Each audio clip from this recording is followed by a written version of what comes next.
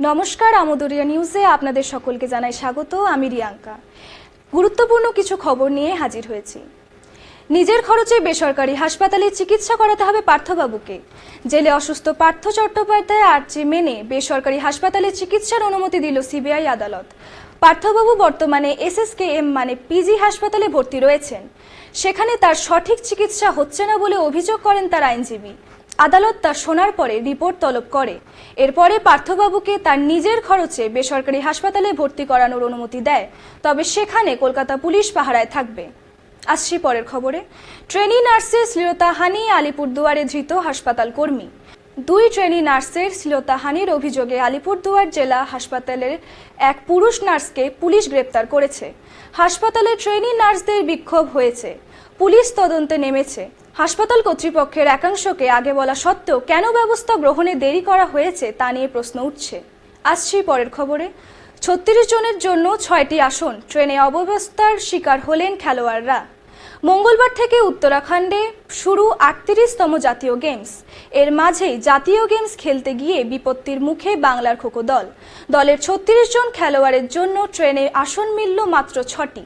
একই ট্রেনে থাকা বাংলার মহিলা ফুটবল এবং সাঁতার দলকেও সমস্যায় পড়তে হয়েছে।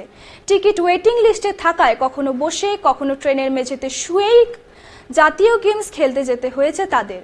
বেঙ্গল অলিম্পিক সংস্থার কর্তাদের ভূমিকা নিয়ে তাই প্রশ্ন ওঠা স্বাভাবিক বলে মনে করছেন অনেকে। আসছি পরের খবরে। গিয়ানবার সিনড্রোম মোকাবেলায় তৎপর কেন্দ্র। আতঙ্ক ছড়াচ্ছে গিয়ানবার সিনড্রোম। এই রোগে অবশ হয়ে যায় শরীরের অঙ্গ প্রত্যঙ্গ। পুনেতে আক্রান্তের সংখ্যা 100 ছাড়াতে উদ্বেগ বেড়েছে। এই রোগের চিকিৎসায় ব্যবহৃত হয় ইন্ট্রাভেনাস ইমিউনোগ্লোবিউলিন বা আইভিএলজি, যাতে মোট খরচ হতে পারে 8 লক্ষ টাকারও কিছু বেশি। আরেকটি চিকিৎসা পদ্ধতিতে রোগীর প্লাজমা বদলে দেওয়া হয়, যাতে খরচ পড়ে প্রায় 5.5 লক্ষ টাকা। গিয়ানবার সিনড্রোম আক্রান্ত রোগীর লক্ষণগুলির মধ্যে রয়েছে ডায়রিয়া, পেটে ব্যথা, জ্বর এবং বমি ভাব। দূষিত জল বা খাবার খেয়ে সংক্রমণ হতে পারে। আসছি পরের খবরে। পিকনিকের আসরে গুলি চালিয়ে ফুর্তি, ধৃত 2। বিহার উত্তরপ্রদেশের পর আবারও স্বতঃস্ফূর্তভাবে গুলি চলার ঘটনা ঘটল নৈহাটির একটি পিকনিকের আসরে।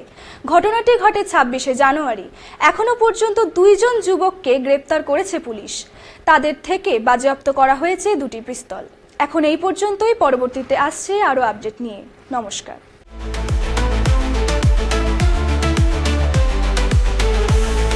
Amudoria News, Voice of the Marginal.